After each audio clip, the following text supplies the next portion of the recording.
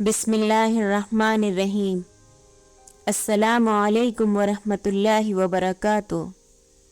Uzair voice میں آپ کا خیر مقدم ہے۔ آج ہم آپ سے حضرت موسیٰ علیہ السلام کا جادوگروں سے مقابلہ اور ان کا مسلمان ہونے کا واقعہ بیان کریں گے۔ فرعون جب حضرت موسیٰ علیہ السلام کی باتوں سے تنگ آ گیا تو اس نے تمام ملک میں ڈھنڈورا پٹوایا، بڑے بڑے جادوگروں کو بلوایا، چاروں طرف ہر کارے دوڑا دیے اور عید کے دن سب کے سب میدان میں جمع ہوئے۔ اب ایک فرعون تھا، اس کے درباری شاہی فوجیں اور اس کی قوم، اور دوسری طرف غریب اور بے کس حضرت موسیٰ علیہ السلام اور حضرت ہارون علیہ السلام تھے۔ اللہ کے سوا اور مدد دینے والا نہ تھا۔ جادوگروں نے نظر بندی کر کے اپنی رسیاں اور لاٹھیاں ڈال دی، اور دیکھنے والوں کو ایسا معلوم ہوا کہ وہ سب دوڑ رہی ہیں۔ حضرت موسیٰ علیہ السلام پہلے تو ڈر گئے، مگر اللہ تعالیٰ نے کہا، تو نہ ڈر، تیری ہی فتح ہوگی۔ تیرے دائنے ہاتھ میں جو لاٹھی ہے اسے ڈال دے کہ وہ ان سب کو نگل جائے گی، اور جو کچھ انہوں نے بنایا ہے یہ صرف جادو ہے۔ جہاں اللہ کا حکم آ جائے وہاں جادو کام نہیں کر سکتا۔ اب جو انہوں نے اپنی لاٹھی ڈال لی تو وہ اژدہا بن کر سب کو نگل گئی۔ جادوگروں نے جو دیکھا وہ سب کے سامنے سجدے میں گر پڑے اور کہا کہ ہم حضرت موسیٰ علیہ السلام اور ہارون علیہ السلام کے رب پر ایمان لائے ہیں۔ فرعون نے غصے میں آ کر کہا، تم نے اس کو مان لیا ہے، ابھی میں نے حکم نہیں دیا تھا، وہی تمہارا بڑا ہے جس نے تم کو جادو سکھایا ہے۔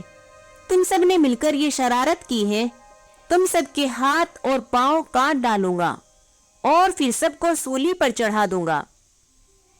مگر ان جادوگروں پر دھمکی کا کچھ نہ اثر ہوا۔ انہوں نے کہا، ہمیں کچھ پرواہ نہیں، ہمیں اپنے رب کے پاس جانا ہے، اور تو بس اسی زندگی تک چل سکتا ہے۔ جو کچھ تجھ کو کرنا ہے تو کر لے۔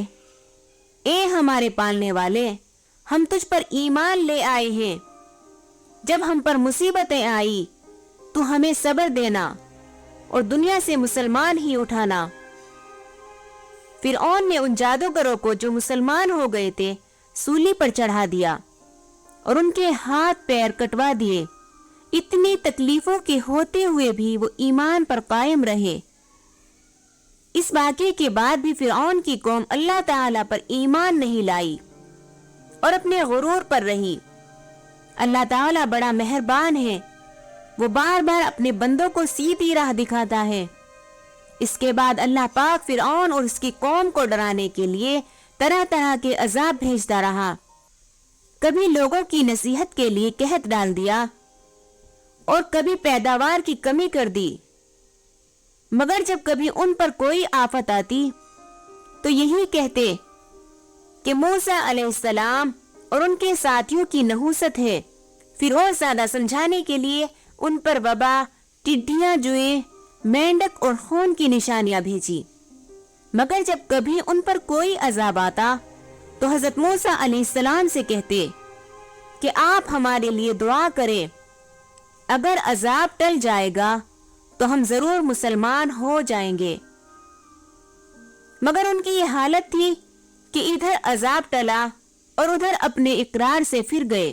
جب ان کی حد ہو گئی تو اللہ کے حکم سے حضرت موسیٰ علیہ السلام اپنی تمام قوم کو لے کر وہاں سے راتوں رات نکل کھڑے ہوئے۔ فرعون نے بھی شرارت اور ظلم سے ان کا پیچھا کیا، اور صبح ہوتے ہی ان کو سمندر کے قریب ان کے پاس جا لیا۔ حضرت موسیٰ علیہ السلام کے ساتھی چلائے کہ ہم پکڑے گئے ہیں۔ آپ نے فرمایا، ہرگز نہیں، میرے ساتھ میرا رب ہے، وہ مجھے راستہ بتا دے گا۔ غرض اللہ تعالیٰ نے بنی اسرائیل کو صحیح و سالم سمندر کے پار اتار دیا، مگر جب فرعون اور اس کے لشکروں نے ظلم اور شرارت کے لیے ان کا پیچھا کیا تو دیکھتے ہی دیکھتے سب غرق ہو گئے، اور یوں اللہ نے ان کو باغوں، چشموں اور عالیشان محلوں سے نکالا۔ اور پھر ان ظالموں پر نہ آسمان رویا اور نہ زمین روئی، اور بنی اسرائیل کو ان چیزوں کا مالک بنا دیا، اس لیے کہ وہ صبر کرتے تھے۔ سمندر سے پار ہو کر یہ لوگ مصر کے ریگستانوں میں سفر کر رہے تھے۔ اللہ تعالیٰ نے انہیں دھوپ کی تکلیف سے بچانے کے لیے ان پر ابرہہ کا سایہ کر دیا، اور ان کے کھانے کے واسطے من و سلوا بھیج دیے۔ ان کو 12 قبیلوں میں تقسیم کر دیا، اور ہر ایک کے لیے پانی اور ایک چشمہ مقرر کر دیا، مگر زیادہ دیر تک وہ ان چیزوں پر صبر نہ کر سکے، اور گیہوں اور ساگ، ککڑیاں، لہسن، میسور اور پیاز کی خواہش کی۔ حضرت موسیٰ علیہ السلام نے مجبوراً انہیں شہر جانے کی اجازت دی۔ حضرت موسیٰ علیہ السلام طور پر گئے کہ اللہ تعالیٰ سے توریت حاصل کرے۔ ان کی غیر حاضری میں ان کی قوم نے سونے چاندی کا ایک بچڑا بنا لیا اور اسے پوجنا شروع کر دیا۔ حضرت ہارون علیہ السلام نے انہیں بہتر سمجھایا، مگر وہ نہ مانے۔ آخر تنگ آ کر وہ چپ ہو گئے کہ کہیں ان میں زیادہ اختلاف نہ ہو جائے۔ حضرت موسیٰ علیہ السلام نے واپس آ کر ان لوگوں کو بتایا کہ تم نے بہت برا کیا۔ سب نے اپنے گناہوں کا اقرار کیا اور آئندہ کے لیے توبہ کی۔ ایک مرتبہ بنی اسرائیل نے حضرت موسیٰ علیہ السلام سے کہا کہ ہم آپ کی کوئی بات نہ مانیں گے جب تک ہم اپنی آنکھوں سے اللہ تعالیٰ کو نہ دیکھ لیں۔ اس کام کے لیے انہوں نے اپنی قوم میں سے 70 آدمی چن لیے اور مقرر جگہ پر پہنچ گئے۔ یہاں بجلی کی کڑک نے ان کو آ لیا اور وہ بے ہوش ہو کر گر پڑے۔ اس کے بعد اللہ نے ان کو زندہ کر دیا کہ پھر ایسی بات زبان سے نہ نکالے۔ آپ نے اپنی قوم سے فرمایا کہ اللہ تعالیٰ نے تم میں نبی پیدا کیے اور تمہیں آزاد کیا، اب تم ہمت کر کے ملک شام پر حملہ کرو، اللہ تمہیں ضرور کامیاب کرے گا، اور اگر بزدلی سے کام کرو گے تو ضرور نقصان اٹھاؤ گے۔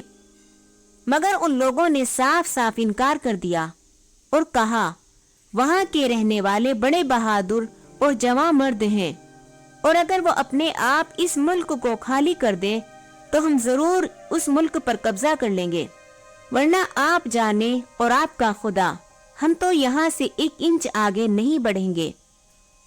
آپ ان کا جواب سن کر بہت ناراض ہوئے اور دعا کی، اے میرے پروردگار، مجھے اور میرے بھائی کو ان نافرمانوں سے الگ کر دے۔